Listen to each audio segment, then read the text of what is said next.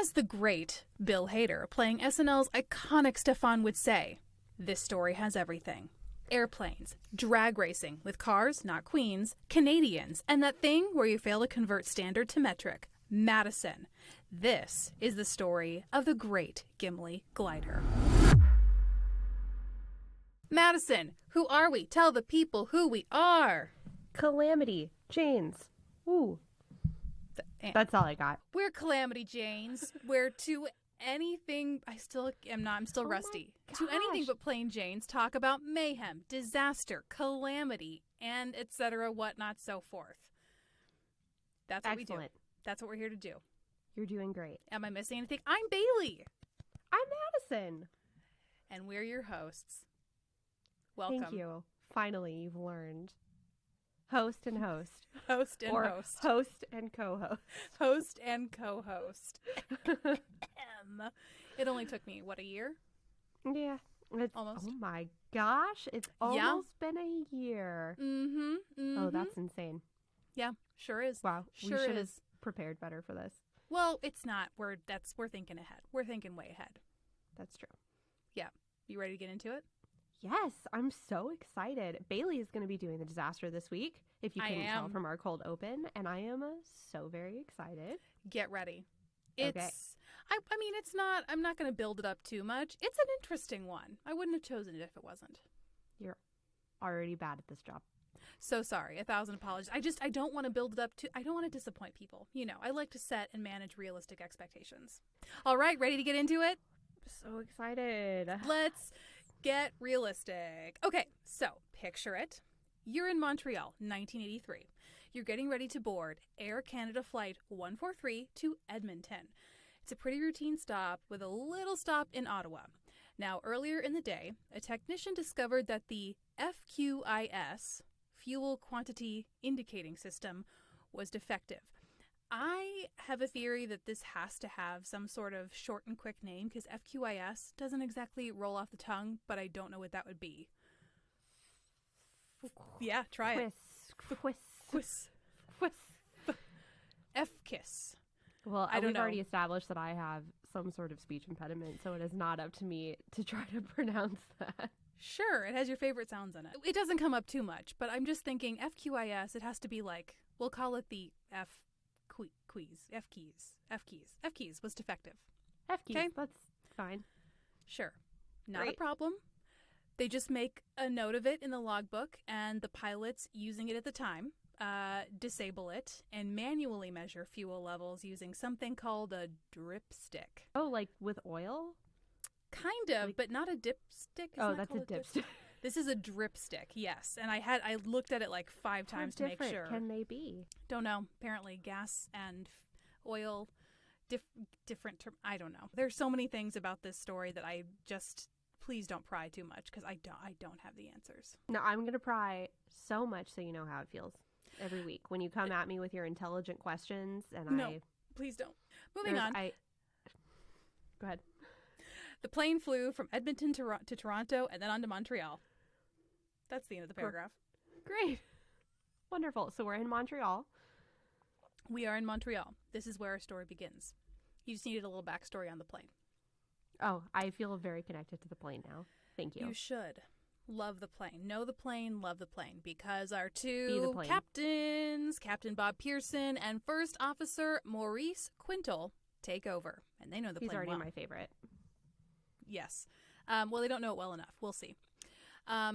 They were notified of the problem with the F keys, and so continue to do manual fuel readings with the dripstick. But this is where things get tricky. And I mean, like, I honestly had to reread the next chain of events like 15 times because nothing is easy when it comes to conversions. And honestly, why aren't we all on the same measurement system? This is the real disaster. That's the end rant. No, that's the real disaster. Completely true. Yeah. I have to agree with you there. Yeah, but not metric, but like we all need to be on the same system. Everyone get on our standard system. Are you upset about metric? You don't want metric?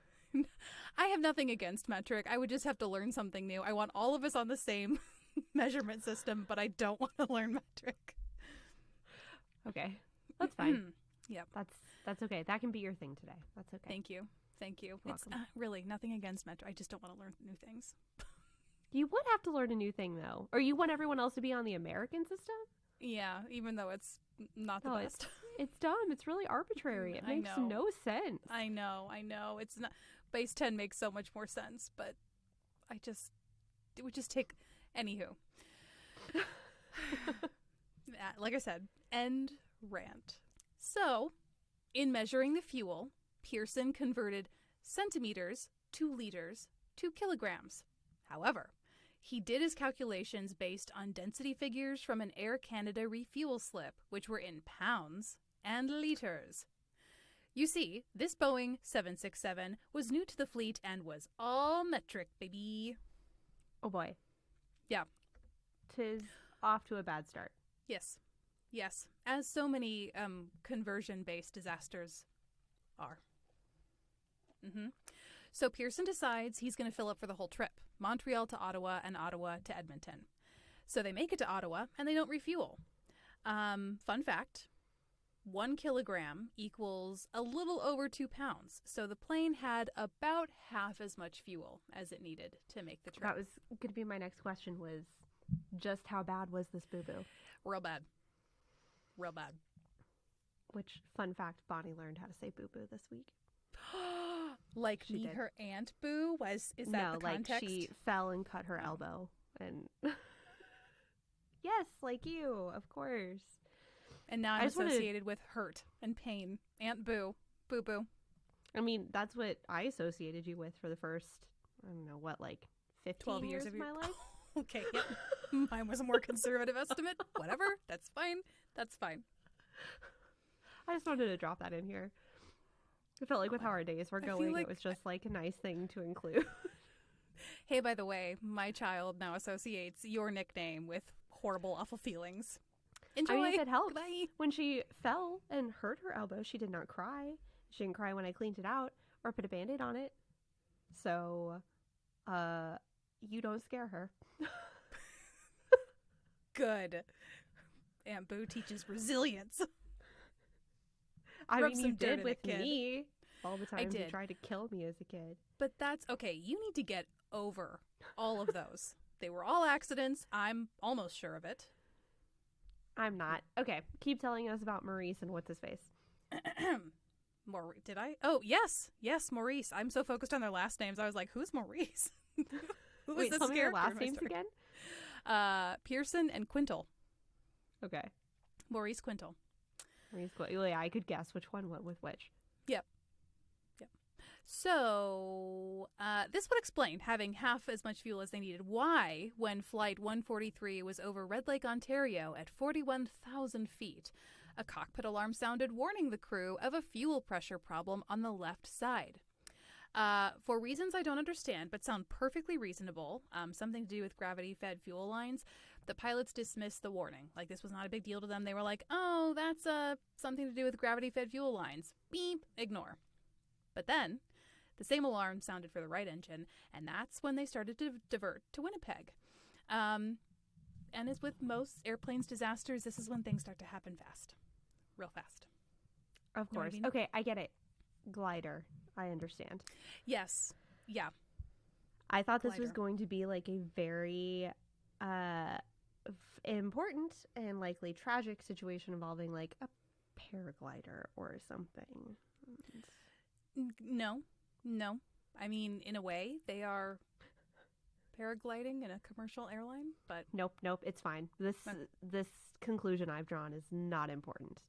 Okay, you're on the right track. You are tracking, though. No, I get it now. Okay, yeah. Go ahead. Continue. Yeah. Hopefully it would have become more clear to you anyway as the story went on. Yes, it did. But when you said, okay, this is not, we're off track. This is not important. Okay. Continue. Within seconds, and I mean seconds, this plane goes from being like, hey, something might be wrong, to you didn't need both of those engines, did you? That's right. Double engine failure, and the plane lost all power. Oh my god. Yeah. Oh my god. Yeah, because so many of the instruments in the cockpit were operated with electricity generated by the engines, which I had no idea about. All the screens went dark. Just about to say they don't have like a plane battery like cars. Well, they do. So some like emergency screens were operated off of battery, but that makes apparently you use fuel to run the engines, but then the engines themselves also generate electricity to power screens.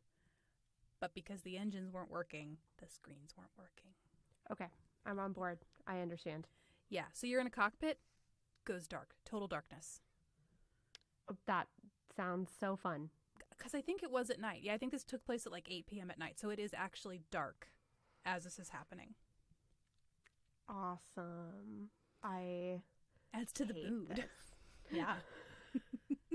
You think they had a fun smart light Yeah. like I did to add Yes. to the fun? Yep, I'm sure they were saying to each other, thank goodness we have this mood lighting. Otherwise, this would be really scary. I'm sure they did. I mean, honestly, Yeah. that's what we would be saying to each other. Can you imagine what you and I No. would be like if we... I know what I would be like. That I'd be was like, too fast, okay. Bailey. It was too fast. I think, no offense, Moo, I think I might be, if we're talking plane disaster specifically, Oh, yeah, no, I'm... you got I it. think I was going to you say... would be unbearably like all over the place. I was going to say... I mean, you're right. You are right. I will not argue with you because it, like, you got it. I was going to say, though, I feel like if today showed anything, I can work well under pressure sometimes. I think you can, but maybe not in a plane. I feel like you would go to that irrational space No, where no, you're no. like trying to open the window to jump out, or you're like, I'm going to make some coffee. That's what we need right now is coffee. You'd be doing those kinds of, it didn't make sense. I think that's where you No, would I think go. I would just freeze. I think I would just freeze and probably pass out, if I'm being honest. Like a I fainting know goat. I I'm just like plank over. Yeah. Yeah. It would be horrible. Okay, I think with almost complete certainty, I can tell you that's exactly what would happen. I'm just imagining you giving But a if someone- goat-like holler and then tipping over. But if someone rear-ended the plane and tried to drive away with it, I'm You your would be gal. on the case. I would be right there. On the case. Excuse me. It was a Madison really did that long today, by the day. way. Not with a plane, but with a car. You don't know that. Could have been with a plane. I do. You just told me it was with a car. Were you lying? No, but Were they you lying don't. then? Were you lying now? Yeah, it was a great day. It was wonderful. That happened in the Omaha Children's Museum parking lot. So it was, You had quite the It busy was- day. yeah. It was good. It was great. Continue with your story, please. We have no power. It's dark. There's no mood lighting, which is No the mood real lighting. problem. And when you look in the manual, they're like, what do we do in one such situation? Nothing. Nothing exists. No one anticipated this happening, and so there is no chapter on how to land your plane without two engines. All blues, no clues. All blues. That sounds like... What? I mean, yes. Yes, that's the most appropriate way to describe the situation. It's like a sad, depressed adult version of Blue's Clues. Which is the situation. That's fair. That's fair. It sounds like the beginning of the end, right? Wrong. Wrong, Madison. Stick with me. Stick with me. Sorry. I heard that saying today and I was just waiting to use it. This is your moment. This is the moment that you've geared up for all day. Was it as stupid as Ryan said it was earlier tonight? No. I think it really added something to the podcast. He didn't understand it. Who doesn't understand that? Okay. Okay. You have to cut everything else because No, I'm keeping this in. Are you okay? I'm good. Okay. It's just a really long day. But it hasn't been all blues for you today, right? No. Okay. That's good. That's good. No. Oh gosh. Which is funny because you are under a bluish purple light. I am, which is the only thing I could do to like make this setup look a little less wonky in the background. No, it looks great. It looks Thank you. great, Moo.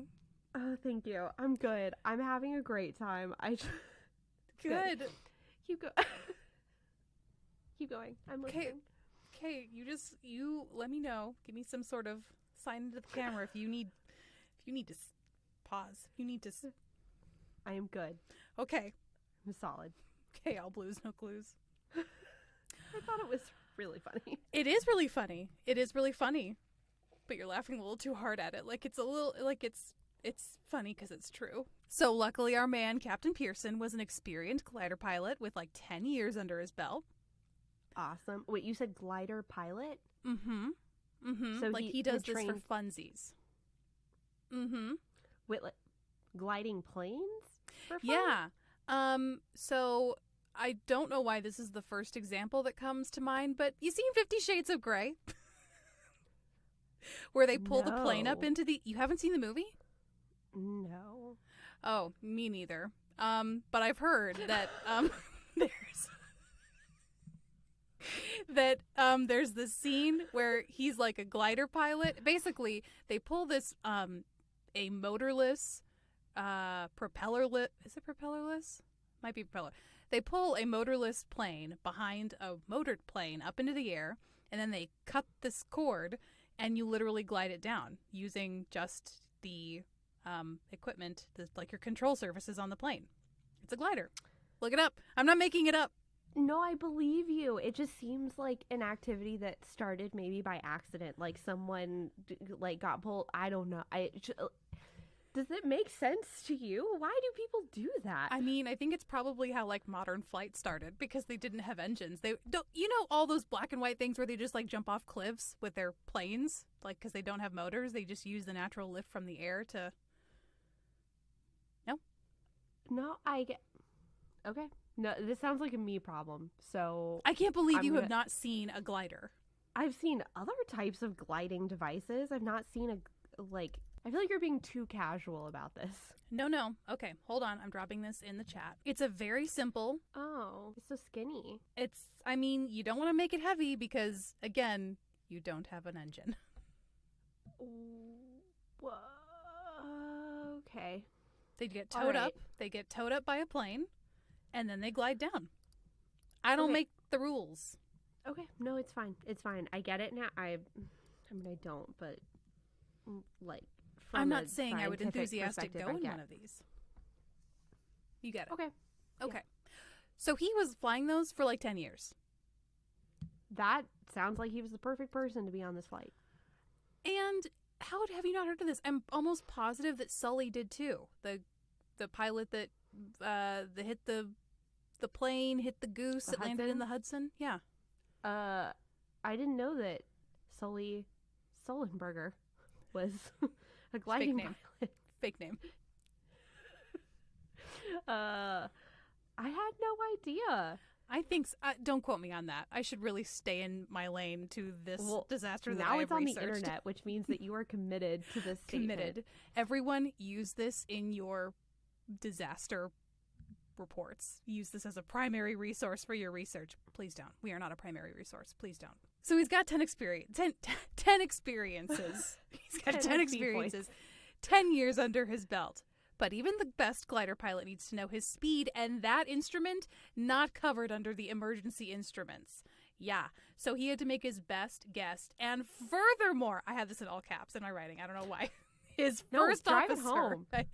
Furthermore, his first officer had to figure out where they could land based on how fast they were going and dropping. So they don't know how fast they're going, but that's what his first officer needs to figure out, where they can land this bird. I feel like of all of the emergency instruments to have still function, I feel like speed and altitude are like, do they have altitude? I think, yes. I believe they do have altitude. Yes. Okay. Yes. All right, but they had to estimate their speed by talking to the ground crew in Winnipeg, I think, who was pinging the plane to see how fast they were moving. It was very rough though. I don't like this. Yeah. Ultimately, Quintal decided to set that bird down at the Royal Canadian Air Force Base Station, Gimli. Hence the name of our Gimli glider. Beautiful. A location that First Officer Quintal was familiar with given his time in the Air Force. Dream but, team. Yep. But thing is, it was no longer an Air Force base. Oh. It was now Gimli Motorsports Park, complete with go-karts, a road race course, and a drag strip. Yep. Oh, no. Yep. And it just so happens there was a race happening that night when they decided to make their emergency landing. How big is this plane again? You said this is like a Boeing. It's a wide body. It's a 6-7. Ooh. Yeah. Yikes. Big. Okay. Big plane. All right. So all of this is happening. And that wasn't the only complication. You see, they were coming in very hot. Hot, hot, hot. Sure. However, because they weren't able to maneuver... Oh, that's the other thing. They couldn't maneuver their large control surfaces because they're so heavy.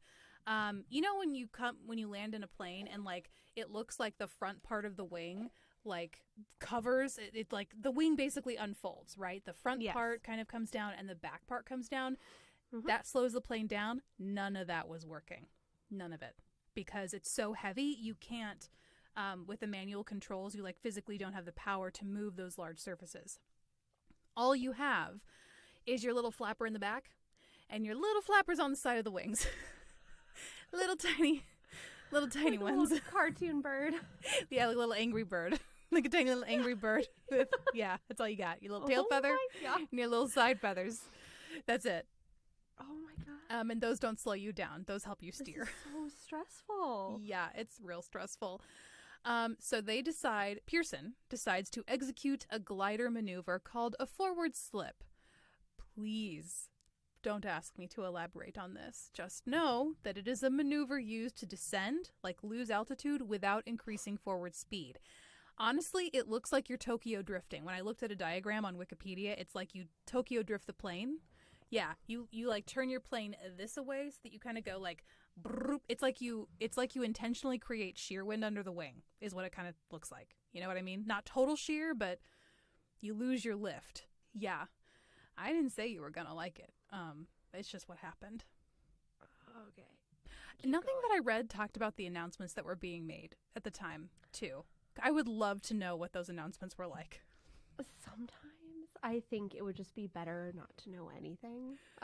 But, like, you stop hearing the whir of engines in a massive plane. Wouldn't you want someone to come on and be like, so you might have noticed we lost both engines? Or no? You just want someone to be like, no, I'm not sure. I think I'd just like to operate under the illusion that they're like giving the plane a break or something. The plane needed a little breaky break. We're just gonna rest. Hard day. Had a really hard day. We're just gonna give her a rest right here in the air. Oh my gosh. Okay, yeah, I don't know. All right, keep going. This is horrible. I hate it. Yeah. So we're using this forward slip thing, which is rarely used on commercial aircraft, so snaps for Captain Pearson. Yes, kudos. Now we gotta land this thing, and as it turns out, a failure of the front landing gear to fully lock into place actually helped prevent it from skidding off the runway and into a crowd of people. Yeah. Oh. Yeah, so when the plane landed, because that landing gear wasn't locked, he applied the brakes super hard, which caused the front landing gear to collapse back into the wheel well. And the nose dove into the ground, and that friction helped slow the plane down. And it was a total fluke. Like, in theory, you would want all your landing gear working, right? Well, yeah, because it sounds like, I mean, it's obviously not an airstrip, but it is like probably one of the best surfaces you could hope for. Mm-hmm. Right? Mm-hmm. Yeah. So, well, because it technically was an airstrip, but they'd put a like I guess a guardrail maybe down the center, which also helped slow it down. But it's technically, I mean, it is a runway. It's an Air Force base. It just happened to have cars on it that day. Wow. I would love to. Do you have pictures of what this area looked like? I can flash them on the screen right now for the video podcast for those of you watching on YouTube. Let me give you that right now though.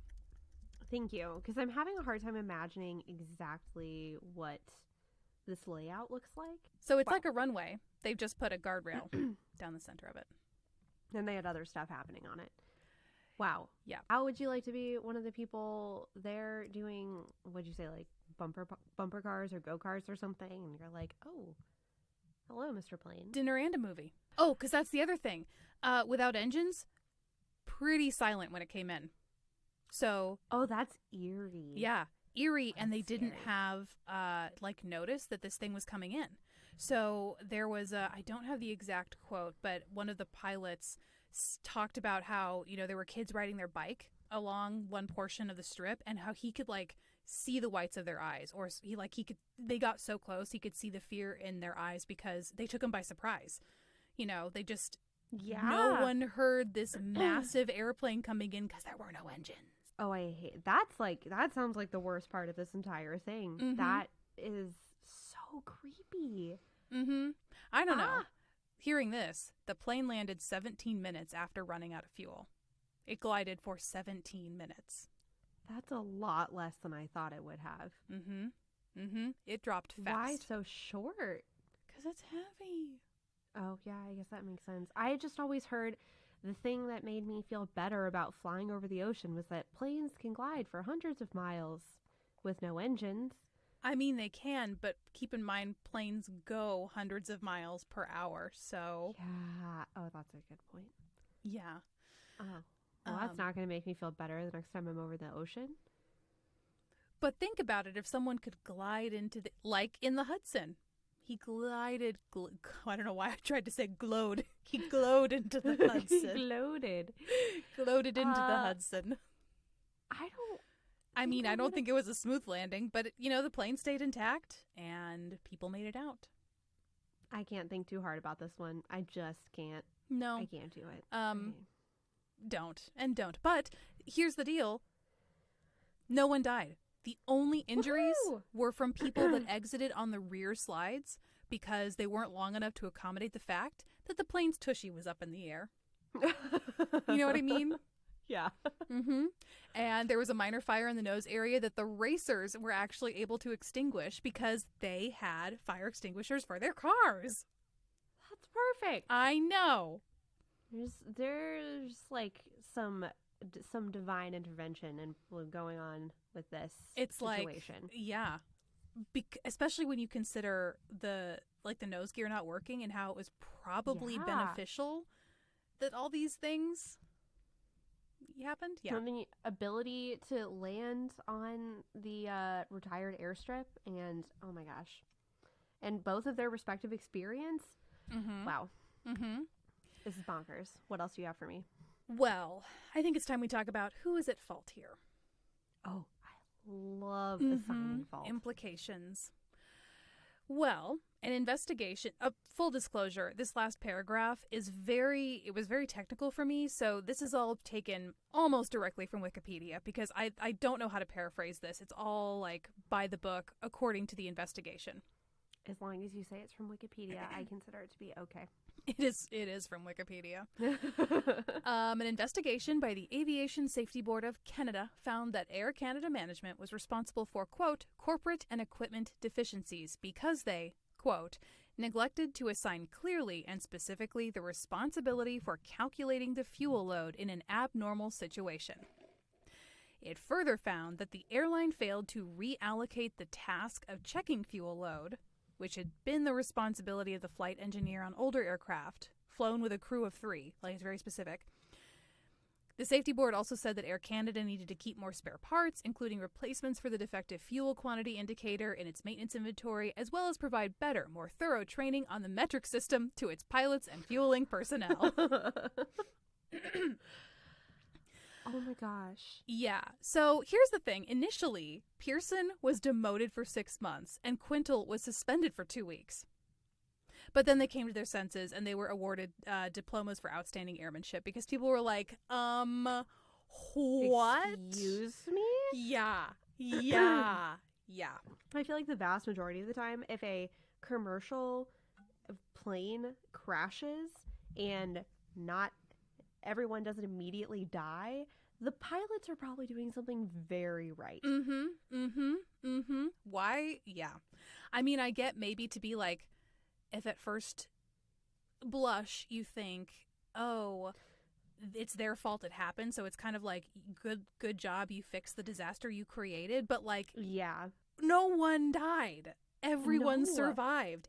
And get this, the Gimli glider was repaired and stayed in service until January 1st, 2008. Oh my god. They said, you're not quitting now, honey.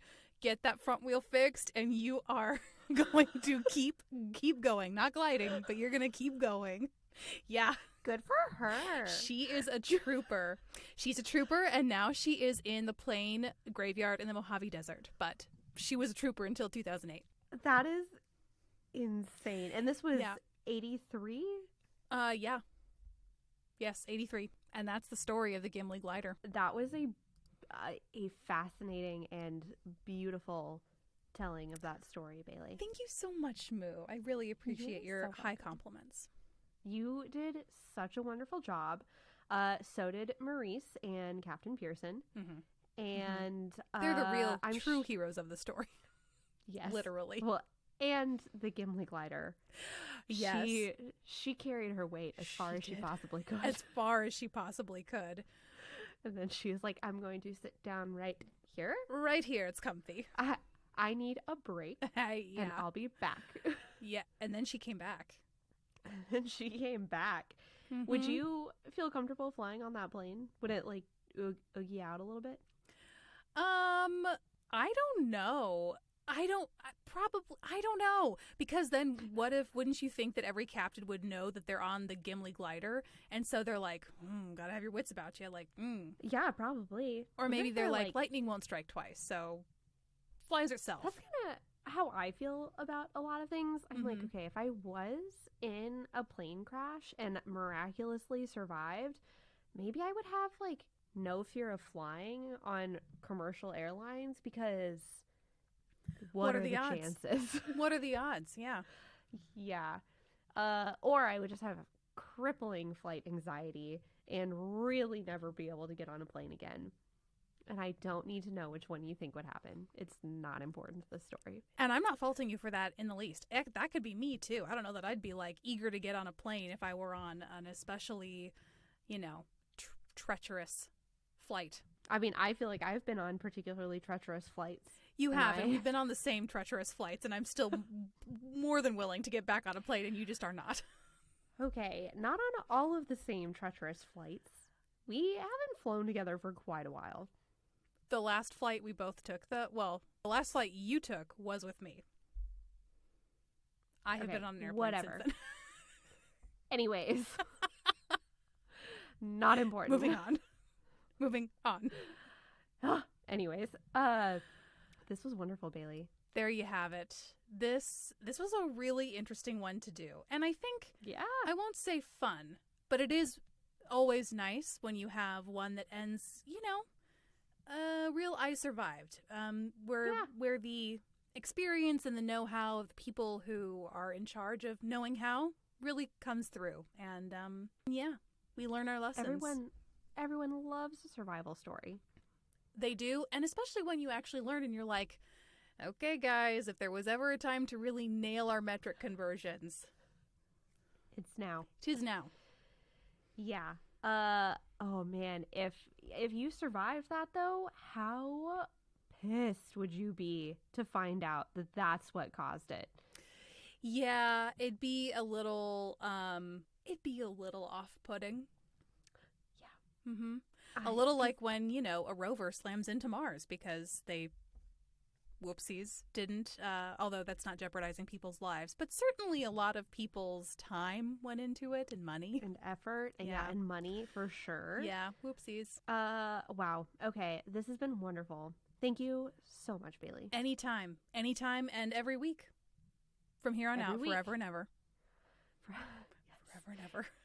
Yeah, I was listening to an episode of My Favorite Murder today, and at the end, they're like, we're doing this for another 45 years. And I was like, yep. You and me both. Yep. This is it. Yeah. This is our lives now. You and I. This is what we're doing. It's what we do. For our lives. It's what we do. And we'd love to hear your feedback on that. What do you think of the video podcast? We're excited to be back. So we hope you're excited to have us back. As usual, please send us your disasters because we may or may not actually do them. Okay. All right. Listen. I am doing my best. Okay? It's fine. Our best friends know. Our best friends know we are trying our best. We have other things going on. We do. That is true. Some of us had the stomach flu. Some of us had their cars rear-ended today. Some of us had really unfortunate experiences at McDonald's today. Some of us had our wandering IUDs removed surgically earlier this week. Claps for Bailey. We have actually had a busy week. Okay, now that we lay it all out on the table, it's been quite the week. Okay. Yeah, it has been tough. My kitchen, we are remodeling our kitchen. All of my kitchen things are in my living room. My beautiful hutch is filled to the brim with cans and other things. It is not the best week. The fact that we are here right now is a miracle. But this is what gives us life. This is what keeps us thriving. It's each other and it's you, best friend. So thank you so much for listening. It's good to be back. It is. It's wonderful to be back. And we will be with you all next Tuesday. We will. I guess that's it. Yeah. Send us emails. Let us know. Oh, we did get a lovely message on our website from someone saying we were in their top 5 podcasts, and it made my week. We love it. We love it when you guys let us know that. Thank you so much. Thank you so much, Barbara. Yes. Thank you to everyone, to you, Madison, to you, dear listener. Have a great week, and we will be with you next week. We will. Goodbye. Goodbye.